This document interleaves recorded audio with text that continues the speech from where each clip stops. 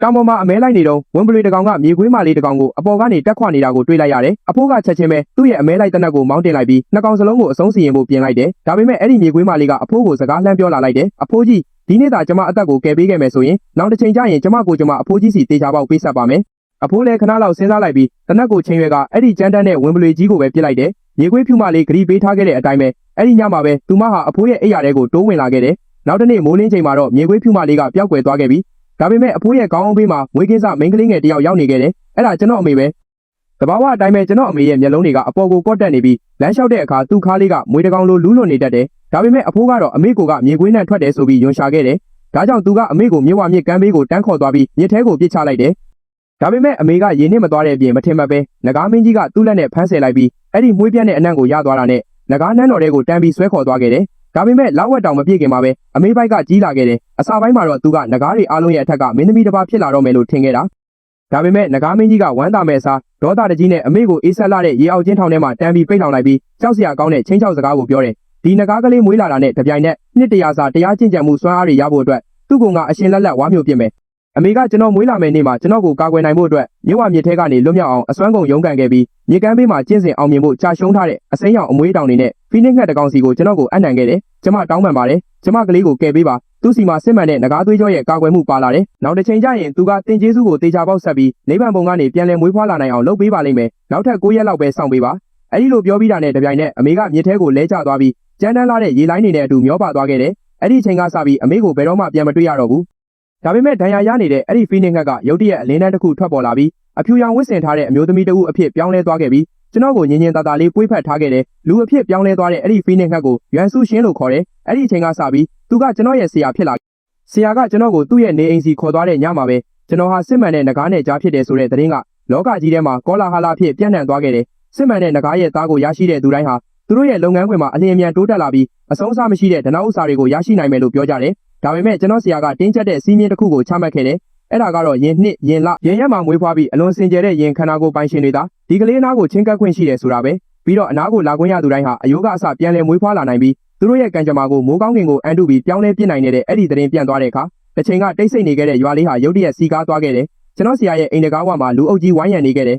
အစာပိုင်းမှာလူတွေကတန်တရားရှိခဲ့ကြပေမဲ့ဆရာကသူ့လက်ကိုမြှောက်လိုက်တာနဲ့မျက်စိနဲ့မမြင်ရတဲ့အကာအကွယ်တစ်ခုလေတူထဲမှာပြန့်ကျဲသွားတယ်မိုးရေတွေကိုအပြင်ဘက်မှာလုံးဝတားဆီးထားလိုက်ပြီးလူအုပ်ကြီးရက်နေတဲ့နေရာကတော့နည်းနည်းလေးတောင်မဆူရွှဲသွားဘူးအဲ့ဒါကိုမြင်တော့အားလုံးကအံ့ဩမှင်တက်သွားကြပြီးချက်ချင်းပဲရုပ်ရုပ်သဲသဲဖြစ်သွားကြတယ်လူတိုင်းကရှေ့ကိုတိုးဝေးလာကြပြီးကျွန်တော်နဲ့သဘောတူစာချုပ်ချုပ်ဆိုနိုင်ဖို့သူတို့ရဲ့သမီးတွေကိုအပြိုင်ဆိုင်ပို့ဆောင်ကျင်လာကြတယ်ရုပ်လက္ခဏာကြည့်ခြင်းနဲ့ဘေးရင်ပညာရက်မှာကျွမ်းကျင်သူဖြစ်တဲ့ကျွန်တော်ဆရာကတယောက်ချင်းစီကိုတေချာစစ်ဆေးခဲ့ပြီးတဘာဝအလျောက်နက်ရှိုင်းတဲ့ရင်ခန္ဓာကိုယ်ပိုင်ရှင်အသက်3နှစ်အရွယ်မိန်းကလေး18ယောက်ကိုအဲ့ဒီနေရာမှာတင်ရွေးချယ်ခဲ့တယ်နက်ရှိုင်းတဲ့ရင်ခန္ဓာကိုယ်ကကျွန်တော်ကိုရင်းကစင်ကြယ်တဲ့ရန်တကားစွမ်းရင်ကိုခြေဖြတ်ပေးနိုင်ပြီးအသက်18နှစ်အရွယ်ရောက်တဲ့အထိကျွန်တော်ကိုတည်တည်ငြိမ်ငြိမ်အသက်ရှင်နေထိုင်နိုင်အောင်လုပ်ပေးနိုင်တယ်အဲဒီနောက်ဆရာကကျွန်တော်ရဲ့လက်ချောင်းထိပ်လေးကိုယူပြီးစစ်မှန်တဲ့ငကားသွေးကိုလမ်းပြအဖြစ်အသုံးပြုကဒီမိန်းကလေး18ယောက်ကိုကျွန်တော်နဲ့သွေးချင်းချိတ်ဆက်ထားတဲ့မှတ်ဉာဏ်တွေဖန်တီးပေးခဲ့တယ်ပြီးတော့ညတညလုံးကျွန်တော်ကိုစောင့်ကြပ်ပေးဖို့သူတို့ကိုအမိန်ပေးခဲ့တယ်တကယ်ပဲအဲ့ဒီညမှာကောင်းကင်ယံကနေထူးဆန်းတဲ့အတန်တွေကျဆင်းလာခဲ့တယ်လျှက်စီးတွေနဲ့မိုးကြိုးတွေရောရှက်နေပြီးရာစုနှစ်တစ်ခုအတွင်းမကြုံဘူးတဲ့မုန်တိုင်းနဲ့အတူဒေါသတကြီးတိုက်ခတ်နေတဲ့လေပြင်းတွေရန်စီမြင့်တဲ့လှိုင်းတဘိုးတွေကလည်းပြင်းပြင်းထန်ထန်ဟိမ့်ဟောင်းနေခဲ့တယ်မြစ်အောက်ခြေကနေနှက်ဆိုင်ပြီးကြောင်းမက်ဖွယ်ကောင်းတဲ့ငကားဟိမ့်တန်ကြီးထွက်ပေါ်လာပြီးကြောချမ်းစရာကောင်းလာတယ်အဲ့ဒါကကျွန်တော်ခူးလေးတင်ထုတ်လုပ်လိုက်တဲ့ငကားစွမ်းရင်ကိုလာရှာတဲ့ငကားမင်းကြီးပဲဖြစ်တယ်ဒါပေမဲ့ကံကောင်းစွာနဲ့ပဲအစွမ်းကုန်ကာကွယ်ပေးခဲ့တဲ့မိန်းကလေး18ယောက်ရဲ့ကံကြမ္မာတွေကြောင့်ညတညလုံးကျွန်တော်အနှဲငယ်တောင်အန်ဒီရမကင်းပဲဘေးကင်းလုံခြုံစွာနေနိုင်ခဲ့တယ်နောက်တစ်နေ့မနက်မှာတော့ကျွန်တော်ဆရာကမိန်းကလေး18ယောက်ကိုပြန်လွှတ်လိုက်ပြီးသူတို့ရဲ့မိဘတွေကိုလေးလေးနက်နက်သတိပေးခဲ့တယ်ဒီချိန်ကစပြီးခင်ဗျားတို့ရဲ့မိသားစု18စုဟာကဏ္ဍစုံမှာအထင်ရှားဆုံးထိပ်တန်းအထက်တန်းလွှာတွေဖြစ်လာလိမ့်မယ်ဒါပေမဲ့ဒီကောင်းကင်ဘုံကပေးတဲ့ကံကောင်းမှုက18နှစ်ပဲခံလိမ့်မယ်18နှစ်ပြည့်သွားတဲ့အခါအမျိုးသမီးတစ်ယောက်က9ရက်တပည့်ကိုမဖြစ်မနေလက်ထပ်ရမယ်အဲ့ဒီလိုမှမဟုတ်ရင်ခင်ဗျားတို့အားလုံးကန်ဆိုးမိုးမောင်ကြခြင်းတွေကိုကြားရောက်သွားလိမ့်မယ်ကျွန်တော်ဆရာဟောကိန်းထုတ်ခဲ့တဲ့အတိုင်းပဲဒီမိန်းကလေး18ယောက်ဟာကျွန်တော်ရဲ့ငကားစွမ်းရည်တွေကူးဆက်ခံခဲ့ရပြီးသူတို့ရဲ့ကံကြမ္မာတွေကလည်းလုံးဝကိုပြောင်းလဲသွားခဲ့တယ်အဲ့ဒီအထက်ကအများဆုံးတစ်ယောက်ဆိုရင်အိမ်ပြန်ရလမ်းမှာခဏလေးနားနေတော့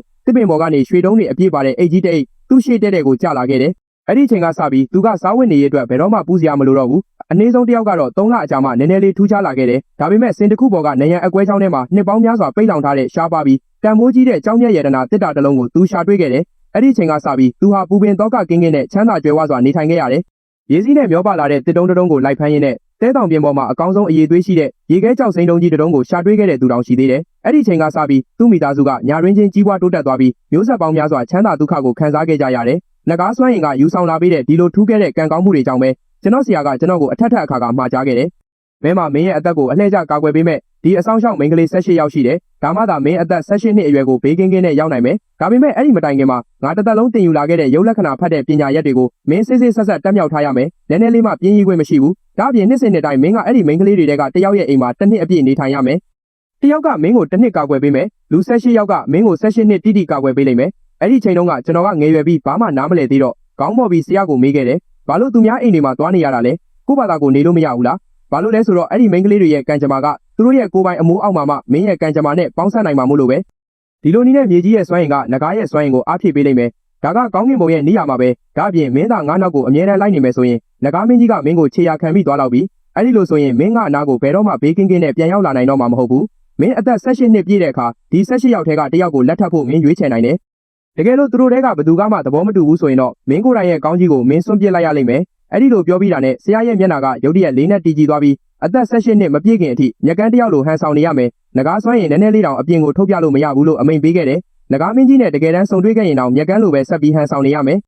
ဒါကသူ့ရဲ့လိုက်လံဖမ်းဆီးမှုကနေလွတ်မြောက်နိုင်တဲ့တခုတည်းသောနည်းလမ်းပဲအဲ့ဒီလိုပြောရင်းနဲ့ဆရာကိုယ်တိုင်ကျွန်တော်ကိုနေကာမျက်မှန်တက်ပေးခဲ့တယ်ကစိမ်းတွေမသိနိုင်အောင်ကိုယ်ပိုင်စွမ်းရင်ကိုဖုံးကွယ်ထားဖို့အတွက်ပေါ့အစပိုင်းမှာကျွန်တော်ငယ်ရွယ်ပြီးရိုးတော့ဆရာစကားကိုနားထောင်ပြီးညကန်းတယောက်လိုဟန်ဆောင်ကကစိမ်းမိန်းကလေးတွေရဲ့အိမ်မှာအချိန်တွေကုန်ဆုံးခဲ့တယ်နှစ်သက်ကူအကျိုးညတိုင်းနောက်အိမ်တိမ်ကိုပြောင်းရွှေ့ပြီးဒီလိုမျိုးတနေရာကနေတနေရာလှည့်လည်သွားလာနေခဲ့တယ်။အန်အောဆရာကောင်းလောက်အောင်ပဲကျွန်တော်ဟာငကားမင်းကြီးရဲ့လိုက်လံရှာဖွေမှုတွေကနေအချိန်ချင်းရှောင်ကွင်းနိုင်ခဲ့တယ်။ဒါပေမဲ့အသက်ကြီးလာပြီးအရာရာကိုနားလည်စာပြုလာတဲ့အခါတကယ်တမ်းဘာတွေဖြစ်ခဲ့တယ်ဆိုတာကိုနောက်ဆုံးမှကျွန်တော်သဘောပေါက်သွားတယ်။ဒီနှစ်တွေတစ်လျှောက်လုံးကျွန်တော်ဟာတခြားသူတွေရဲ့အေးဆက်ဆက်အကြည့်တွေတယောလောင်ပြောင်မှုတွေကိုလုံလောက်အောင်သိခံခဲ့ရပြီးသူတစ်ပါးရဲ့တနာညာတာမှုအောက်မှာနေထိုင်ရတဲ့ခါးသီးမှုကိုလည်းခံစားခဲ့ရတယ်။ကျွန်တော်အသက်9နှစ်အရွယ်ကနှစ်ကိုဘယ်တော့မှမေ့မှာမဟုတ်ဘူး။9ယောက်မြောက်မိန်းကလေးရဲ့အိမ်မှာသွားနေရတဲ့အချိန်တုန်းကပေါ့အဲ့ဒီအချိန်ကသူဟာအသက်12နှစ်အရွယ်ရှိနေပြီးလှပပြီးသူ့မိသားစုကလည်းချမ်းသာတယ်။ဒါပေမဲ့စိတ်ထဲမှာတော့သူကကျွန်တော်ကိုအထင်သေးယွန်ရှာနေခဲ့တာသူကကျွန်တော်ခြေထောက်နားကိုရေအေးပုံးတစ်ပုံးနဲ့အကြမ်းပတမ်းပတ်လိုက်လို့ကျွန်တော်ချော်လဲပြီးရုပ်ပြက်ဆင်းပြက်ဖြစ်သွားရုံနဲ့မကဘူးကျွန်တော်ရဲ့မျက်ကန်းတုပ်ကိုပါခိုးဝှက်ထားပြီးကျွန်တော်အိမ်ထဲမှာရောင်ချာချာဖြစ်နေတာကိုအထင်သေးတဲ့အကြည့်တွေနဲ့ရက်ကြည့်နေတတ်တယ်။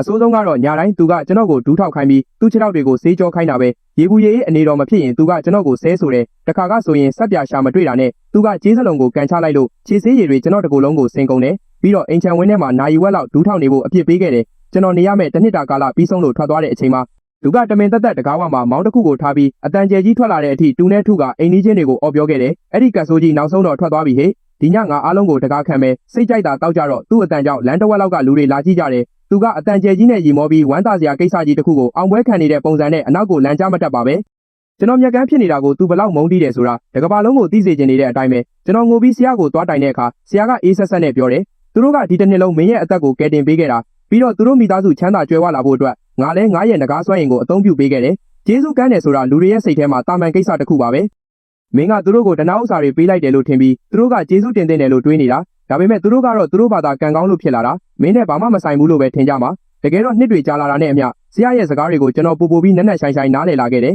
ဒီနှစ်တွေတစ်လျှောက်လုံးကျွန်တော်ဟာထူးခြားဆန်းကျယ်တဲ့မိန်းကလေး18ယောက်ရဲ့အိမ်တွေကိုတွားရောက်ခဲ့တယ်ကျွန်တော်အမြဲတမ်းပဲအထင်သေးတဲ့အကြည့်တွေနဲ့တနာညာတာမှုကင်းမဲ့တဲ့ညှင်းပယ်မှုတွေကိုပဲလက်ခံရရှိခဲ့တယ်ခေါင်းငုံပြီးမျက်ကန်းတုပ်ကိုအားပြုကဖြည်းဖြည်းချင်းလမ်းလျှောက်နေတဲ့ဒီမျက်ကန်းရဲ့ရင်ထဲမှာမုံတိုင်းလိုင်းတပိုးကြီးတွေတည်ဆောင်ထားတယ်ဆိုတာကိုဘယ်သူမှမသိကြပါဘူး